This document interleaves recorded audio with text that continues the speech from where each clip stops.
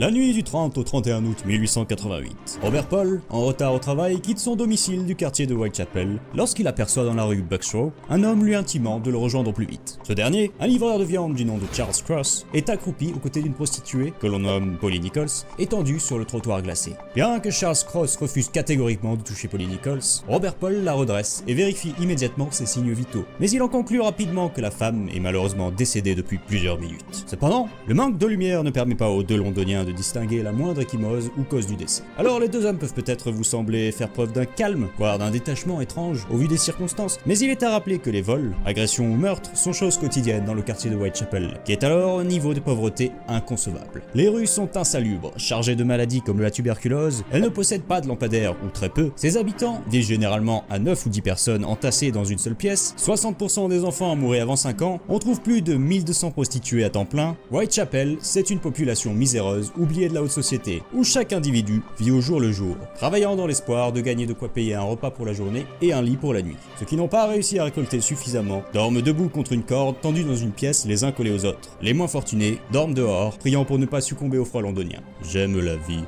La vie c'est bien. C'est donc dans ce climat que Robert Paul part prévenir un des agents de police en patrouille dans le quartier, suivi de près par Cross, laissant seul la victime. Il tombe très vite sur Jonas Mason et lui relate les récents événements. Mais chose curieuse, Cross assure qu'un policier l'attend déjà sur les lieux du crime et s'arrange pour minimiser la situation, parlant seulement d'une femme allongée et non d'un décès, sans doute pour éviter d'être retenu en tant que témoin et donc de perdre sa journée de travail. Bien que Robert Paul sait cela être faux, il n'en tient pas compte et les deux travailleurs quittent à la hâte le quartier pour éviter de futurs ennuis. Mais le mensonge de Cross ne sera jamais révélé. Car, coïncidence toute particulière, il y a bel et bien un autre agent de police au chevet de Polly Nichols qui a à son tour découvert le corps pendant leur absence. Cependant, il remarque au premier coup d'œil une mare de sang qui, rappelons-le, n'était pas présente quelques minutes plus tôt. L'autopsie du corps révélera que Maria Nichols a d'abord été étranglée avant d'être égorgée, puis par la suite poignardée à de nombreuses reprises à l'abdomen et au bas-ventre, ce qui explique le fait que les deux premiers témoins n'aient remarqué aucune blessure, car la tension artérielle était alors absente et le sang s'est ensuite remis à couler normalement, baignant les pavés de la rue. Bien que les meurtres ne soient pas rares, les mutilations opérées sur la victime susciteront l'effroi des habitants et de la presse. Commence alors une vague de terreur dans le quartier misérable de Whitechapel.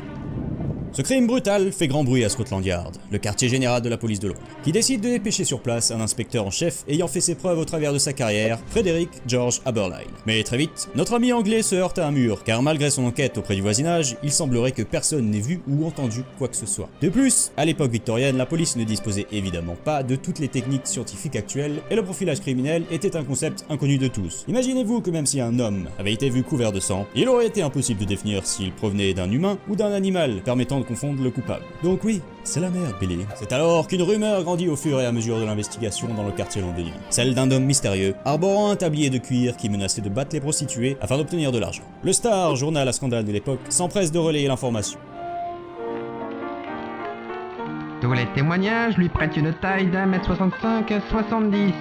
Il porte une casquette noire enfoncée sur les yeux. Il est trapu et son cou est inhabituellement large. Ses cheveux sont noirs, coupés courts. Il a entre 38 et 40 ans et porte une petite moustache noire. Son costume a un trait particulier, un tablier de cuir qu'il porte constamment. Son expression est sinistre et les femmes qui l'ont décrit y ont vu de la terreur. Ses yeux sont petits et étincelants. Ordinairement, ses lèvres esquissent un rictus effrayant et répugnant. Autant dire que ça tient plus de la nouvelle fantastique que du portrait robot, hein. Et malheureusement, les articles du genre seront très nombreux au cours de ces quelques mois, car la presse à scandale comprend très vite que le meurtre fait vendre du papier. Le problème, c'est que ce genre de torchon nourrit des élans d'antisémitisme, déjà bien présents au sein de Whitechapel. Cependant, ça a un effet bénéfique inattendu, car El Famoso tablier de cuir disparaît peu après, craignant probablement d'être attrapé. Donc, bien joué, j'imagine. Par malheur, ça ne mettra nullement fin au climat de terreur pesant sur les environs, car le 8 septembre 1888, l'horreur frappe de nouveau lorsqu'un vieil homme découvre devant chez lui à 6 h du matin le corps mutilé d'Annie Chapman, une prostituée âgée de 47 ans. La scène est cauchemardesque, car le tueur a cette fois-ci pris le temps de réaliser une mise en scène macabre. On retrouve le mode opératoire utilisé sur la victime précédente, à savoir un étranglement partiel suivi d'un égorgement, mais cette fois-ci, l'assassin a retiré les organes internes de la malheureuse et les a placés près de son épaule droite. Chose encore plus choquante, il emporte pour la première fois un trophée entre guillemets en retirant les parties génitales d'Annie Chapman et en les prenant avec lui. Je découvris le corps de la victime dans la cour, allongé sur le dos. Le bras gauche se trouvait posé sur le côté droit de la poitrine. Les jambes étaient écartées. Le visage était gonflé et tourné vers la droite. À droite du corps, sur le sol, au-dessus de l'épaule droite, se trouvait l'intestin grêle, bien qu'encore attaché. Il y avait une grande quantité de sang. La rigidité des membres n'était pas encore marquée, mais commençait à s'installer. Le corps n'avait pas été l'objet d'une dissection, mais les blessures avaient été infligées par quelqu'un de très habile, possédant de solides connaissances anatomiques. Ce ne sont pas des coupures faites au hasard. Elles ont été faites par quelqu'un qui savait où trouver ce qu'il voulait, quelles difficultés il rencontrerait pour l'obtenir et comment il convenait d'utiliser le couteau pour retirer l'organe du corps sans l'abîmer. Sans les connaissances nécessaires, nul ne saurait où trouver cet organe, ni ne pourrait le reconnaître une fois devant. Au pied de Darkani, on trouvera de la petite monnaie, un miroir de poche et un peigne placés tous trois dans un ordre méticuleux. Au-dessus de sa tête était déposée une enveloppe datée du 28 août 1888, avec au dos le tampon du Sussex Regiment ainsi que les lettres écrites à la main MSP, contenant 2 pilules servant à traiter la tuberculose dont souffrait la défunte. Annie Chapman avait été assassinée à 2 pas d'un marché très fréquenté même à cette heure avancée, mais une fois encore, personne n'a entendu crier. Et surtout, tout ça s'est passé en plein jour sans que l'on aperçoive aucun suspect fuyant les lieux du crime.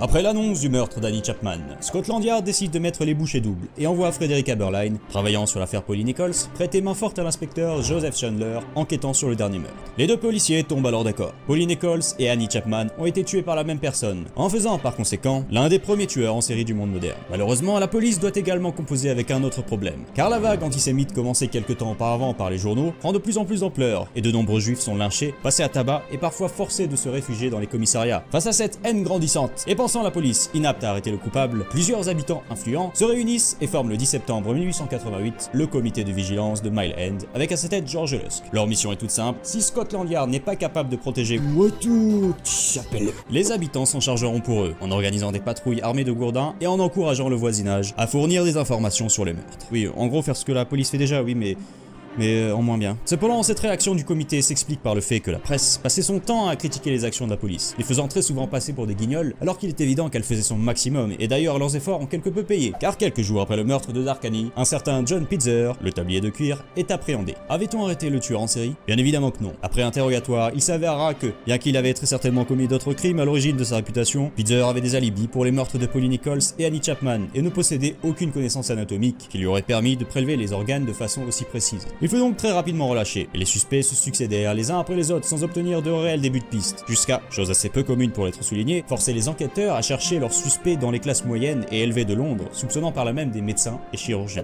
Malgré toutes ces mesures prises par les résidents de Whitechapel, le mystérieux tueur reste introuvable, mais il est pourtant bien là, car le 30 septembre 1888, un vendeur ambulant du nom de Louis James Schutz rentre mettre à l'abri sa charrette à Berners Street à 1 heure tapante, lorsque son poney se met à cabrer dans la sombre ruelle, effrayé par quelque chose devant lui. Dans l'obscurité, James Schutz parvient à distinguer une femme étendue devant la cour d'un club et fonce chercher de l'aide à l'intérieur. Il revient avec 2 hommes et constate alors que la victime, Elizabeth Stride, est égorgée couverte de sang. Cependant, elle n'a subi aucune autre mutilation, ce qui laisse à penser que le tueur a été dérangé durant son crime et qu'au vu de la topographie du lieu, il est fort probable qu'il se soit retrouvé coincé entre l'attelage et les bâtiments. Autrement dit, Louis James Schutz était probablement en présence du tueur caché tout près lorsqu'il est parti chercher de l'aide, et pour la première fois, l'assassin est passé tout près d'une arrestation. À quelques centaines de mètres de là, le policier Edward Watkins était en pleine ronde dans Mitre Square, dans laquelle il passa à 1h30 sans qu'il n'y ait rien de particulier à signaler. Mais après avoir effectué sa ronde complète à 1h45 et donc 45 minutes après la découverte du corps d'Elizabeth Stride, il découvre à la lueur de sa lanterne le corps de Catherine Eddowes, atrocement mutilé et baignant dans une flaque de sang. Cette nuit d'atrocité n'était pourtant pas terminée, car 500 mètres plus loin, le policier Alfred Long découvrit à 2h55 une inscription écrite à la craie sur un mur de Glouton Street,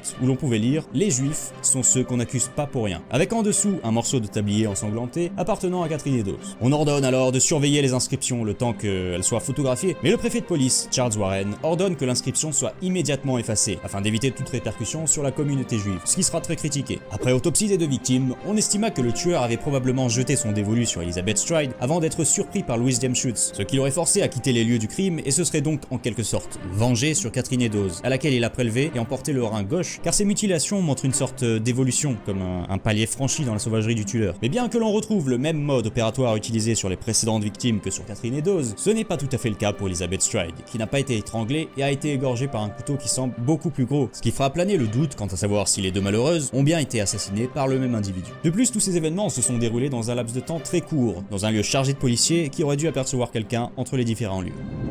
Remontons quelques jours avant cette tragique soirée, pour parler d'un événement qui aura un impact considérable sur la résolution de cette affaire. Le 27 septembre 1888, une lettre écrite à l'encre rouge est envoyée au Central News Agency et est adressée au patron.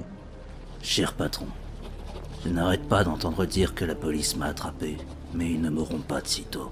J'ai bien ri quand ils ont fait leurs intéressants en déclarant être sur la bonne piste. Cette histoire de tablier de cuir n'est qu'une vaste blague. J'en ai après les catins, et je n'arrêterai pas de les éventrer jusqu'à ce qu'on me boucle. Du beau travail, mon dernier boulot. Je n'ai même pas laissé à la fille le temps de couiner. Comment pourrait-il m'attraper maintenant? J'adore mon travail, et je veux recommencer. Vous entendrez bientôt parler de moi et de mes amusants petits jeux.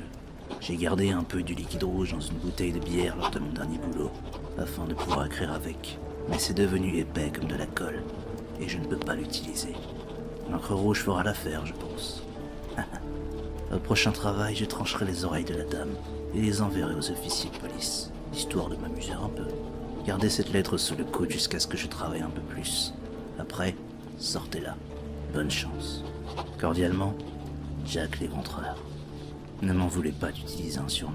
Que cette lettre ait été envoyée par le tueur est encore aujourd'hui sujet à controverse, et beaucoup affirment qu'elle serait simplement de la main d'un rédacteur d'un journal en mal d'attention. Cependant, ça y est, avec cette simple signature, la légende de Jack the Ripper était née. Ce qu'il est important de souligner dans cette lettre est le fait que son auteur, que ce soit le meurtrier ou non, signale le détail que sa prochaine victime aura l'oreille tranchée, et on sait que Catherine Eddowes, entre autres mutilations au visage, a eu l'oreille partiellement coupée. Mais il est fort probable que ce ne soit qu'un coup qui aurait dérapé, car le tueur avait alors tout son temps pour réaliser la manœuvre entre guillemets de façon plus nette. Le rédacteur en chef du Central News Agency, croyant fermement un canular, préféra garder sous silence la lettre qu'il venait de recevoir. Mais un jour, avant le soir du double meurtre, il finit par se décider à la remettre aux autorités qui ont certainement dû être encore plus perplexes en découvrant le corps des deux victimes le lendemain. Le Central News Agency recevra une seconde lettre écrite par la même personne, se vantant de ses récents méfaits en insistant sur le détail de l'oreille tranchée. Mais elle fut envoyée après le meurtre de Catherine Eddowes, et tout le monde était déjà au courant des mutilations monstrueuses qu'avait subies la pauvre londonienne. Ce n'est donc pas un indice vraiment pertinent. La police décide, un peu en manque de solutions concrètes, d'afficher des répliques des lettres dans les différents postes de police, espérant que quelqu'un reconnaîtrait l'écriture, mais au lieu d'aider les autorités à y voir plus clair, la manœuvre aura l'effet inverse, car des centaines de fausses lettres seront envoyées, écrites par différents habitants, trouvant l'exercice fort amusant. Une troisième lettre pourtant retiendra notre attention, car, en plus d'être particulièrement dérangeante, elle sera envoyée au chef du comité de vigilance de Mile End, George Lusk, et sera accompagnée d'un rein humain, dont les analyses révéleront qu'il était atteint de la maladie de Bright, maladie dont souffrait Catherine Eddowes. Cette fois, le message n'est pas signé d'un quelconque nom pittoresque, la rendant d'autant plus légitime aux yeux de nombreux spécialistes.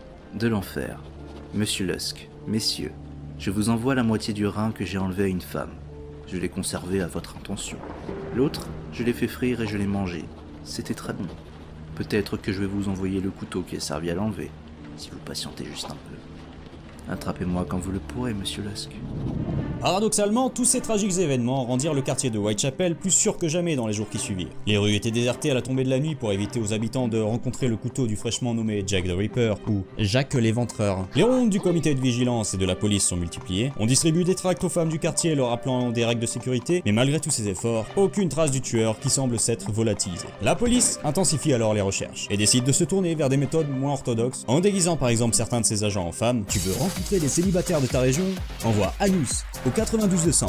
Anus au 92-200, espérant par là prendre Jack l'Éventreur sur le fait, ou en lâchant des chiens de chasse sur la piste de ce dernier dans le quartier. Bilan des opérations, des officiers de police très embarrassés et quelques chiens perdus dans Whitechapel, car il n'y a absolument aucune piste à suivre qui aurait pu porter l'odeur du tueur. Mais il faut tout de même souligner leur créativité. C'est aussi à cette période que l'on voit l'apparition des premiers Ripper Tours, très célèbres à Londres de nos jours, où des guides se proposaient déjà de faire visiter les lieux des meurtres, moyennant finance évidemment. Donc oui, les piliers du mythe Jack l'Éventreur, ou même du business entourant son image chez Rocker des British, étaient déjà bien présents. Malgré tout, Jack l'Éventreur est bel et bien là, quelque part dans les rues crasseuses de Whitechapel. Il est évident que voyant toute l'énergie déployée par la police afin de lui mettre la main dessus, il décide de se faire un peu oublier en attendant que le quartier et ses habitants reprennent leur rythme normal, ce que par manque d'argent manifeste, ils firent très rapidement. Le vendredi 9 novembre 1888 à 10h45, le commerçant John McCarthy envoie son apprenti Thomas Boyer collecter pour lui le loyer que Mary Jane Kelly, vivant au 13 Miller's Court, lui doit depuis quelque temps. Après avoir frappé plusieurs fois à la porte sans obtenir de réponse, il décide de passer la main à travers l'un des carreaux brisés de la fenêtre et écarte un rideau pour voir l'intérieur de la chambre. Il ne distingue qu'une masse difforme ensanglantée et pris de panique, court chercher John McCarthy qui inspecte à son tour l'intérieur, épouvanté. Les deux hommes font alors appel à la police. Mary Kelly avait été mutilée au point d'en être méconnaissable. Là où les précédents meurtres s'étaient déroulés dans un laps de temps très court, Jack l'Éventreur, profitant probablement d'être dans un lieu où il savait qu'il ne serait pas pris sur le fait, avait cette fois passé plusieurs heures avec sa victime. Je vous ferai fi des détails macabres et répugnants, infligés par un esprit malade, et me contenterai de vous dire que le mode opératoire est en somme identique aux autres, si ce n'est pour sa brutalité incomparable, qui prouve une fois de plus que le tueur a franchi un cap dans sa folie. Une fois encore, Jack l'Éventreur a emporté un trophée avec lui, qui est cette fois-ci très symbolique, le cœur de Mary Kelly. L'inspecteur Aberline arrive sur les lieux peu après la découverte de la jeune femme, et décide de prévenir le préfet de police, Sir Charles Warren, de la situation, mais ce dernier vient d'annoncer sa démission suite au mécontentement généré par son échec à attraper le tueur de Whitechapel. Là aussi, l'enquête ne mènera à rien. Il y a bien des témoins qui ont peut-être aperçu le coupable, mais les témoignages sont trop contradictoires pour pouvoir donner un début de piste. La reine Victoria, qui a suivi toute l'affaire, s'indigne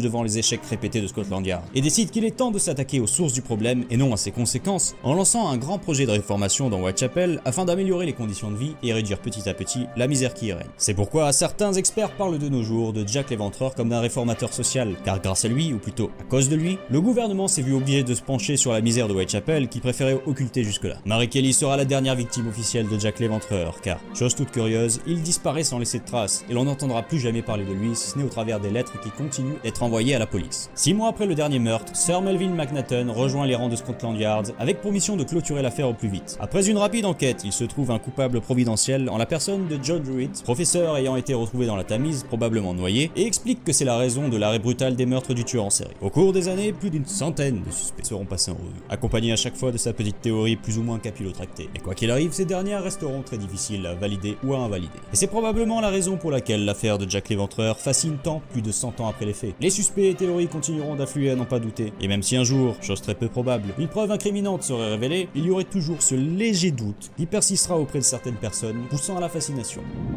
La vidéo est terminée, merci à tous de l'avoir visionnée. Si la vidéo vous a plu, vous pouvez soutenir les prochaines en allant sur ma page Tipeee, en vous abonnant à la chaîne et en likant le tout. Un grand merci aux copains qui m'ont aidé à faire vivre les textes d'archives en me prêtant leur voix. Lazare, Dada, je vous aime. J'espère que vous avez tous passé d'excellentes fêtes de fin d'année, que vous êtes regonflés à bloc pour 2018. Je vous fais des bisous et je vous dis à la prochaine pour un petit bilan.